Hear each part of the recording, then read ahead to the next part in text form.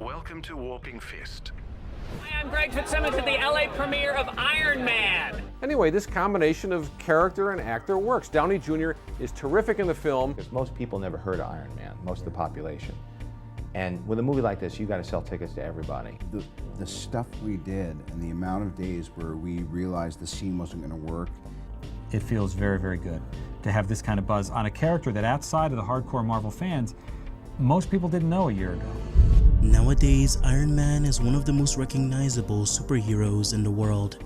However, it's hard to imagine that more than 15 years ago, the character was mostly a B-list Marvel character that only pre-existing Marvel fans had any knowledge of. However, with the release of 2008's Iron Man, the public became aware of this obscure Marvel hero, kickstarting not only one of the biggest superhero trilogies, but also is the catalyst for the biggest entertainment franchise in history. Let's take a look at the long yet interesting history behind the creation of Iron Man and the many trials creatives had to go through to adapt him to the silver screen.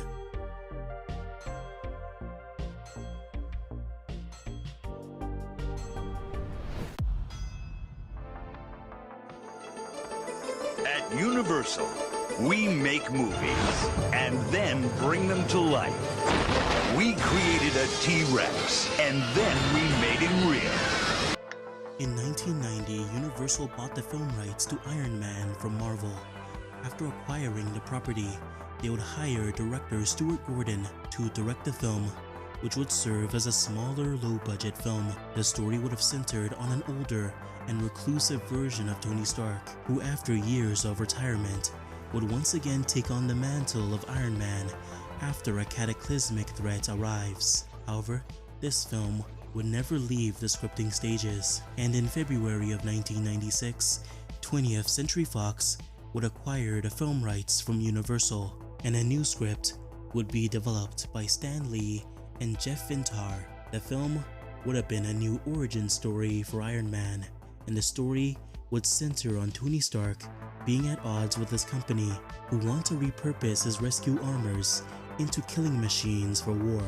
Tony, who's almost assassinated by the hands of AIM, that aims to acquire Tony's advanced weapons. Oh, brother, this guy stinks! Iron Man must face off against MODOK and the government and free his company, which is now controlled by a new CEO. The script for this version of the film was said to be amazing, to the point where Quentin Tarantino was supposedly approached to direct the film in October of 1999. The project generated so much interest that even Tom Cruise and Nicolas Cage expressed interest in playing Iron Man. Unfortunately, Fox would sell the film rights to New Line Cinema, as the studio believed that they had too many Marvel projects in development, and so some projects had to be sacrificed. Sorry, there's been a terrible mistake. This is your wife. Ah, she is this man's wife. Give me 5 minutes.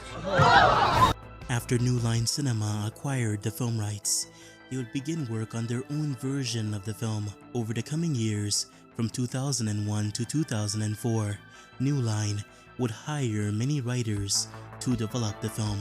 So yeah, it's clear that New Line Cinema was very invested in getting this film off the ground, and each version of the Iron Man script offers many unique approaches to the story. This film would also have a unique approach to Iron Man's character. According to writer Alfred Goh, they explored ways to make Iron Man's suit grounded in the film. This was achieved through making Iron Man's armor some kind of life support device, which Tony needed to wear to stay alive. We do actually have a rough idea on how the suit may have looked, as around the time this film was being developed, artist Steve Johnson drew up these Iron Man concepts shortly after his meeting with Avi Arad during the filming of Spider-Man 2. Now, this technically does not count as concept art for the film, but does give us a strange idea of the type of look they may have been going for. This was certainly a unique take on the Iron Man character, enough to attract the interest of several directors, including both Joss Whedon, who was in talks to helm the project, and Nick Cassavetes, who in the end would be hired to direct the film. This new Iron Man film was now set for a 2006 release and could have potentially been the start of a massively popular superhero franchise. However, this Iron Man film would never enter production, as New Line believed that the IP was not very valuable and the film rights would revert back to Marvel, who had recently set up their own studio to produce their own films. Honestly, if the suit doesn't work, your movie doesn't work. It doesn't, and you know as well as I, especially if you've been reading the books for a long time, 5 years ago you couldn't make a movie, Iron Man, that showed the suit doing everything it could do in the books. It just would have looked fake and it would have taken you out of the movie.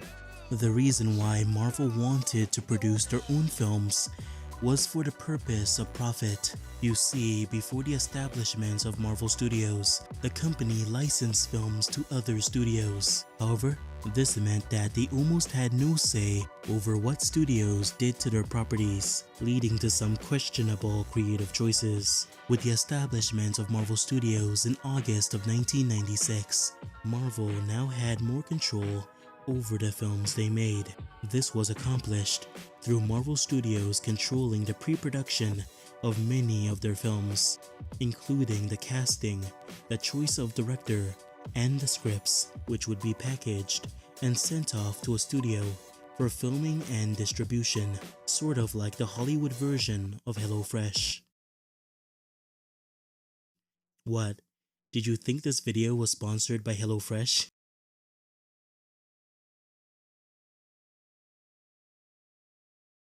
This way of licensing their films made sure that they had even the tiniest bit of control over their IPs, and it also helped the films maintain a certain level of quality due to script notes offered by junior executive of Marvel Studios, Kevin Feige. The problem with licensing films is that Marvel did not receive much profit from the box office, which mostly went to the company that owned the film rights. I need that money. I missed the part where that's my problem. Due to this, they made plans to produce their own films, as it would help them keep more of the film's profit. The reason why Marvel bought the film rights to Iron Man was both due to merchandise and recognizability, as audiences were more interested in seeing a film about a relatively unknown Marvel hero, as opposed to one people were familiar with. When Marvel first acquired the Iron Man film rights, they had a very hard time getting the film off the ground. Iron Man was just one of those characters that no writer wanted to go near, so one fact was very clear: nobody knew who Iron Man was, which was a pretty major problem considering that they were working on a major blockbuster with him as the main protagonist. Bring it in, bring it in. Starting from the bottom, now we're here. Yeah. Hey, George. Marvel wanted to remove the stigma Iron Man had in pop culture, as many people believed that he was a robot. Due to this, Marvel would bring in Tim Miller to create an advertorial heavily focusing on Iron Man. The short revolves around Iron Man, Hulk, and Spider-Man trying to save New York from an invasion of giant robots. The short did a very good job on its portrayal of Iron Man and would allow audiences to see why Iron Man was such an interesting superhero. In April of 2006, Marvel would hire Jon Favreau to direct the film. The director had only worked on 3 films prior. However, the Marvel execs believed that he had what it took to take on this enormous project. Favreau approached his Iron Man movie like an independent film. He wanted to make the story grounded and focused on Tony Stark as a character, and also wanted Iron Man to be like a spy film inspired by RoboCop, James Bond, and Tom Clancy. This Iron Man film would serve as an origin story for the character. However, not wanting to make a period piece, the Vietnam War setting would be changed to Afghanistan, and the story would revolve around Tony Stark going through a transformation as he discovers the consequences of his actions and the destruction his ambitions brought to the world. 2 different versions of the story were provided by 4 different writers, which Jon Favreau would compile into a singular story. This story would be polished by John August, and the script would undergo tiny alterations due to advice given to it by many members of the comic book industry and Marvel. One of these changes, suggested by Civil War writer Mark Miller, had to do with the presence of the Mandarin in the original script. Miller felt that the character was a bit too fantastical and larger than life to work in this more grounded Iron Man film, leading to a new villain, Obadiah Stane, being chosen as the new replacement villain. Crimson Dynamo, who was also present in the script, was also removed. Here are some different, the evolution of concept art for the suit. These are earlier designs that we didn't go with, but they helped evolve the suit into the final look. The suit evolved over decades, and it wasn't until an artist named Adi Granoff took a whack at the costume and reinvented it that you found a suit that looked more like solid armor.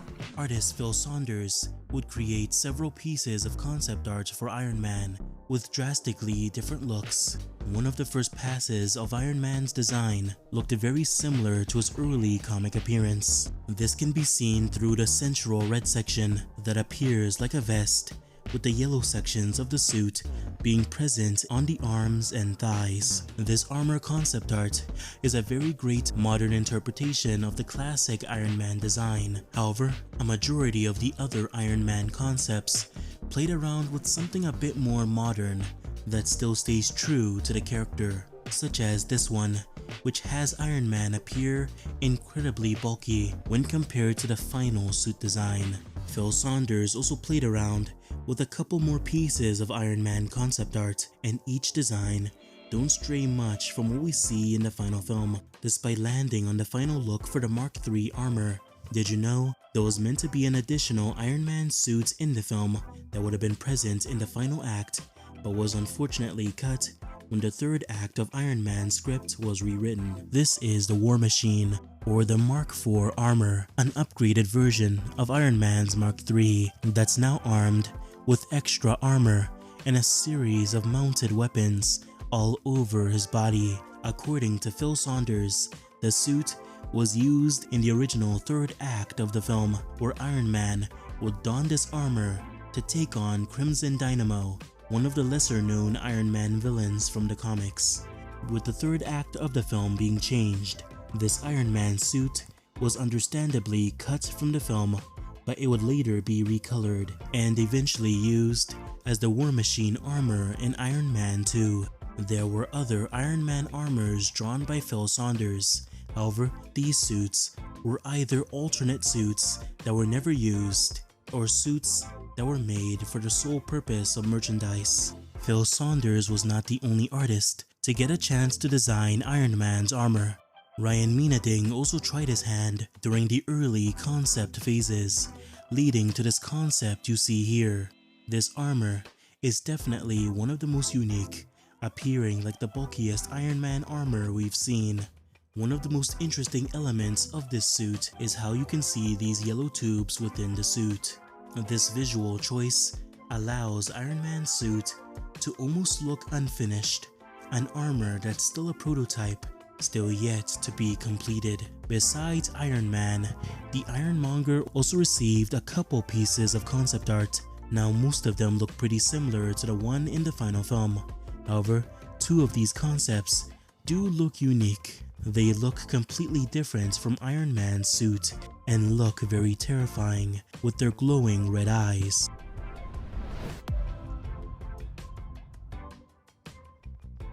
With the script mostly complete and Iron Man's design being finalized, there was one more step before they began filming.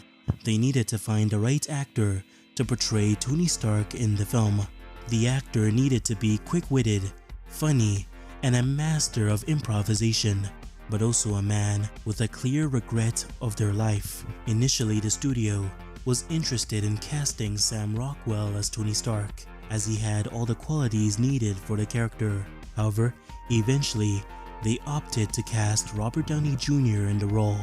The minute he did the screen test for the role, the filmmakers immediately knew he was perfect for the character, despite his troubled early career. Filming for Iron Man began on March 12th of 2007, and it's safe to say that the filming process was very stressful since the script was still being changed even during the filming process. Robert and many other cast members had to rely on improvisation, and there were many different takes for many scenes in the film. This almost shotgun approach to filming was very stressful for everyone involved, but ultimately, this approach worked out in the end and helps the dialogue feel more authentic.